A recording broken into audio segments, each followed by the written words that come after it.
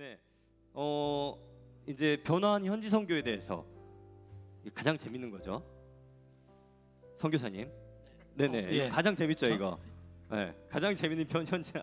근데 질문은 송기태 선교사님께서 국가주의 확대되고 어려운 비자 상황, 한국의 이주민이 여러 유입이 되면서 선교 상황이 수년에 걸쳐 굉장히 다이나믹하게 변해가는 것 같습니다. 특히 코로나19 이후에 주는 변화 또한 상당히 큰 것 같습니다. 선교 본부에서 부대표를 하고 계신데 현재 최근 10년간 그리고 현재 코로나 이후에 느껴지는 변화의 흐름들 같은 게 좀 있으신지 간단하게 나눠주십시오. 이 긴 거를 간단하게. 이게 세상의 모순을 보고 계십니다. 네. 비자 문제는 뭐 선교사들한테 아주 결정적인 거죠.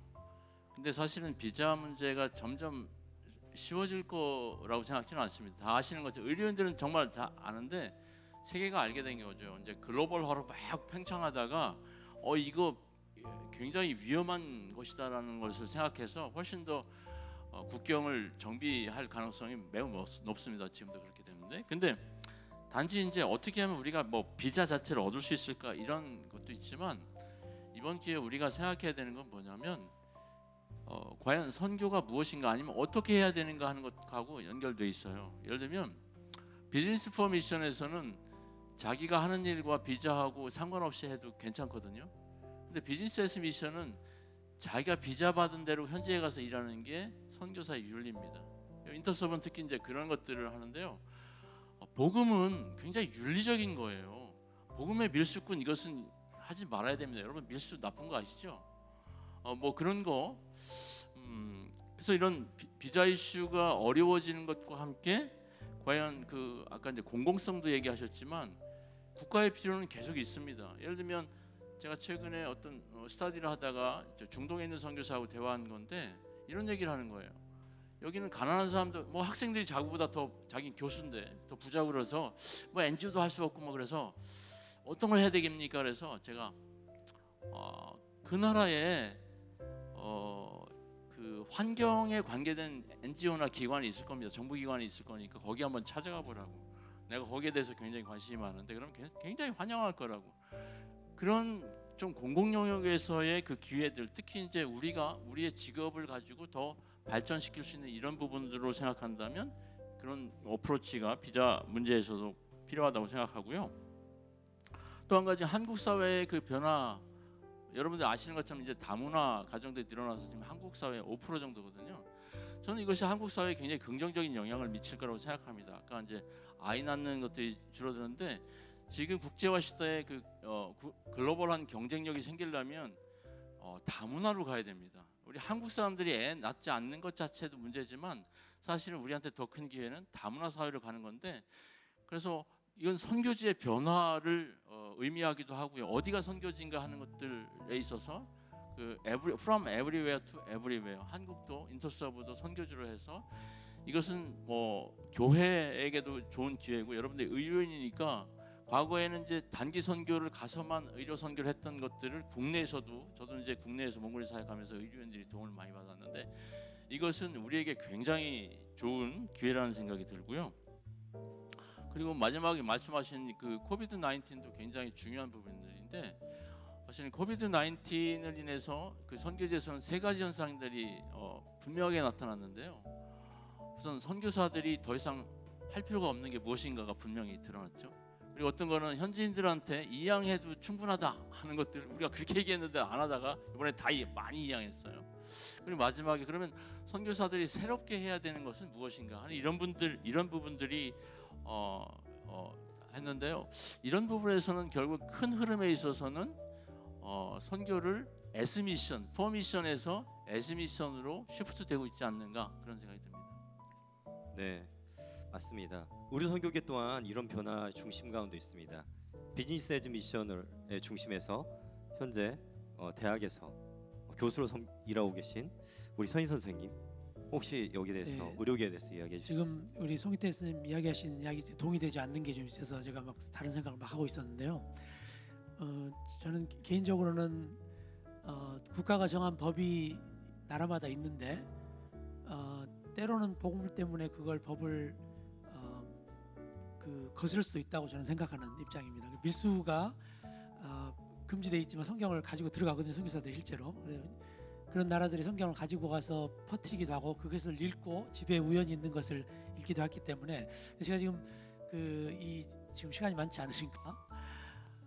이 시대에 사실 선교계 우리가 선교사로 일하고 선교계에 있다 보면 이 선교라는 것을 우리가 컨트롤하고 싶어 하는 것 같아요. 저는 우리가 이해하는 범위 안에서 이걸 이렇게 가야 돼. 그렇기 때문에 전략이 나오는 거고 이렇게 가야 됩니다. 이런 전략이 있습니다라고 이야기를 하는데 사실은 그렇게 논의를 그렇게 하지 말자. 또 하나님 선교, 하나님 하실 거니까 우리는 그냥 뭐 기도하면 하고 가만히 있으면 돼. 이런 것도 아닌 것 같아요. 박터지게 이야기하고 싸가지가 싹줄 바가지가 없는 거죠. 싹을 줄 바가지가 없으면 뭐 바가지를 만들어서라도 어떻게 해서라도 아무튼 그 다음 세대에 대한 고민을 해야 되는데 그럼에도 불구하고 한 가지 큰 이 시대가 변화되는 것을 보면서도 이 변화되어 가는 것을 이미 하고 있는 사람들은 바뀌기 불편하거든요. 비즈니스에서 미션 들으면 불편해요. 왜? 선교사가 왜 돈을 벌고 비즈니스에? 이 말 자체가 불편한 거예요. 그런데 한국은 영리병원에 대한 이슈가 굉장히 뜨거운 이슈 아닙니까? 이야기하지 않는 이슈인데 전 세계는 이미 영리병원을 하고 있어요. 한국만 빼놓고 죄송하지만. 그리고 전 세계는 모든 것이 비즈니스 논리로 돌아가고 있어요. 우리 살고 있는 모든 세계가. 그래서 마치 돈과 이 커넥티비티 연결되는 것 모든 것인 것처럼 그런 시대가 이미 됐는데 우리는 과거에 그 틀에서 바뀌고 싶지 않은 상태에서 전략을 이야기하는 것은 의미가 왜냐하면 우리가 그걸 예측할 수 없기 때문에 그래서 그 부분을 하나님께 좀 맡겨드리면서 저는 그래서 제일 중요한 게 이 시대의 이제 분별인 것 같아요. 젊은 사람들을 그 사람들에게 품지 못하는 것을 우리가 품을 수 없는 것이니까 저는 주일학교 때 우리 교회에서 기타만 쳐도 2단이라고 쫓겨날 저기 대학생을 보냈는데 지금은 뭐 이렇게 사단적인 악기들이 다 들어와서 우리가 아니 오늘 아침에 예배드리면 깜짝 놀랐어요. 이 교회 막 서서 막 찬양하시는데 그래서 야 이런 시대가 왔구나 이런 전 놀랬거든요. 솔직히 말씀드리면 근데 선교도 그런 시대가 오고 있는 것 같아요. 그래서 제가 우리가 10년 뒤에는 아마 그것도 선교야? 라고 하는 시대가 더 오고 더 와야 된다고 저는 개인적으로 생각하고 대신 의료는 굉장히 보수적인 부분이에요. 제가 보기에는 우리가 절대 내가 이미 알던 건데 네가 새로운 뭔가를 하려고 그래 잘 허락 안 해주는 곳인데 특별히 의료와 선교가 붙었어요. 얼마나 어렵겠어요. 보수적이겠어요. 그러니까 근데 우리 선교 리더들과 교회 리더들과 우리 선교 리더들이 굉장히 시대를 보는 마음으로 선지자적인 마음으로 시도하게 하지만 계속적으로 멘토를 하면서 같이 계속 성령의 확인을 받아가면서 하나님이 정말 뭐 하시지 하는 것을 시간이 지나면 볼 수 있을 것 같아요. 그래서 돈에 대한 걸로 너무 두려워하지 않고 저는 이제 제가 짧게 말씀드리면 저는 그 사람 예수님 제자라면 안 믿습니다. 그 사람 100만 불 정도 줘보기 전까지는 그 사람 예수님 진 제자인지를 모르겠어요. 아랍의 신자들이 그렇더라고요. 기독교가 그런 것 같아요. 우리 시대. 근데 한국이 그 시대를 지금 지나가고 있는 것 같아요. 돈에 대한 이슈. 모든 게 다 거기에 걸렸잖아요. 선교도 똑같은 것 같아요. 그래서 그 변화되는 시대에 우리가 조금 더 플렉시블하지만 그것을 우리가 다 함께 지혜를 모아서 기도하면서 그걸 봐야 되지 않을까 하는 생각을 하고 있습니다. 네, 질문이 좀 많이 남았지만 지금까지 굉장히 짧은 시간 동안 굉장히 계속 듣고 싶으시죠? 감사합니다. 좋은 질문. 네, 심원 오신 분들 감사합니다. 네, 많이들 졸고 계신데 괜찮습니다. 네, 심원 온 사람들이 다 잘 듣고 있어서 괜찮습니다. 맺는 질문을 해야 될 시간이 됐습니다. 너무 아쉽죠. 네, 여러 가지 고민들을 더 많이 했었는데 개인적으로 또 더 물어보시고요. 네, 너무 짧은 시간에 심도 깊은 주제를 많이 피상적으로 다루다 보니까 좀 어려운 부분도 없지 않아 있었지만 그럼에도 이렇게 다양하고 열리는 총체적인 선교에 대해서 여러분 모두가 선교사로 헌신하시기 바랍니다. 네, 기본적으로 하나님 그분의 사역이고 그분의 주도권 아래 부르심대로 사역은 이루어져야 되고 그 흐름을 저희 넷의 입장에서 바라보는 시간이었다라고 그 정도로 이해해 주시면 좋겠습니다. 저희들은 정의할 능력이 없습니다. 네, 마지막으로 맺는 질문 이런 거 하나씩 하잖아요. 제4차 산업혁명하면 여러 단어들이 떠오르시죠.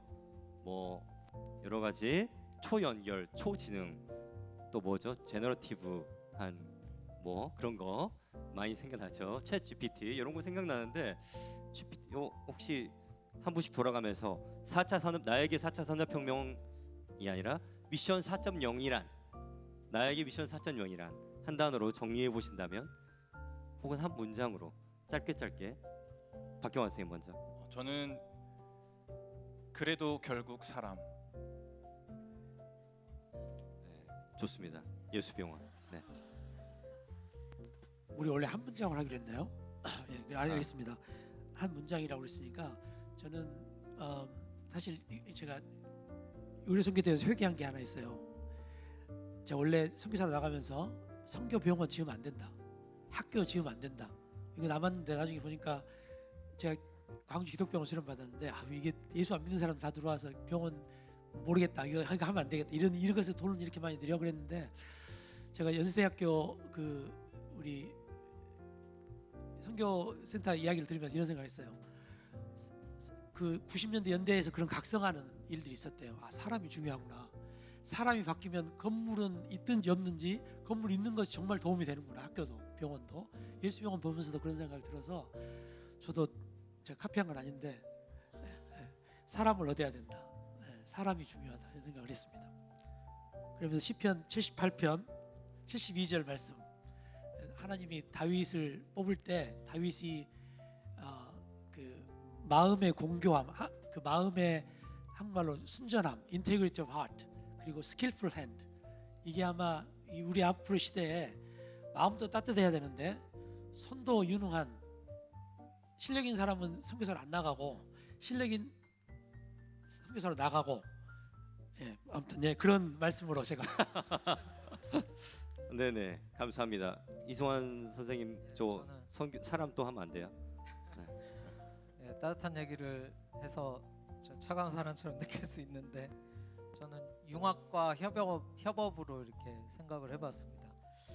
뭐 현실도 봐야 되니까 뭐 이제 예전에 비해서 인구 증가율로 보면 뭐 더 많이 퍼센티지로 나갔다라고 하지만 여전히 이제 절대 수는 계속 줄어들 수밖에 없는 현실 속에서 각 단체마다 나름대로의 사명과 독특한 일들을 감당하고 있지만, 시대적 필요가 뭐 저희나 뭐 인터서브나 여러 단체들이 서로 사람까지도 이렇게 교환하고 자원화하고 또 교육과 훈련이나 이런 것들을 함께 해나갈 수 있는 이제 그런 일들이 우리 안에 있어야 이제 우리가 함께 살아남고 더 활발히 의료 선교를 진행하지 않을까 생각을 해봤습니다.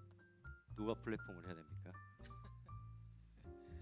플랫폼도 하나의 이제 답은 플랫폼으로 했는데 시간상 얘기가 길어질 것 같아서 네. 융합과 협업 정도로만 하겠습니다. 네, 감사합니다. 송기태 선교사님 마지막으로. 저는 뭐 외부인이니까 비의료인이니까 좀 길게 얘기해도 되죠? 저는 괜히 안 오겠다는데 오라고 해서 뭐 할 수 없이 비자발적으로 왔는데요. 저의 키워드는 하나님의 선교의 렌즈로 보는 의료 선교입니다. 뭐 굉장히 원론적인 얘기지만 사실은 우리가 그 버전이나 제너레이션을 이야기할 때 저희들도 뭐 인터서브가 어떤 방향으로 나가야 되는가에 대해서 이제 고민하기 위해서 인터서브 얘기를 하면 답이 안 나오거든요. 그보다 한 단계 위 얘기를 해야 되는데, 그러기 위해서는 계속해서 우리가 해야 되는 얘기가 하나님의 선교인데, 예를 들면 4차 산업혁명 문제도 우리가 4차 산업혁명 시대에 어떤 선교를 할 것인가 이런 접근도 필요한데, 우리가 하나님의 선교의 차원에서 4차 산업혁명을 어떻게 해석할 것인가가 저는 먼저라고 생각을 하거든요.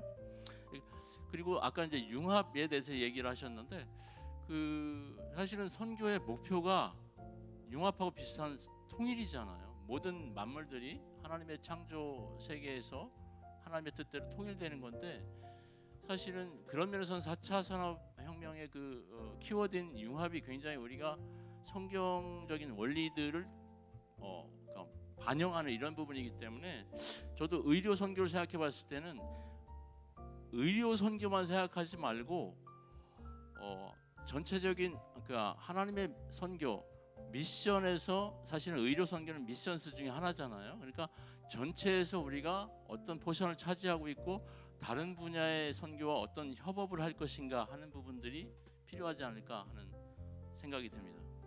네, 감사합니다.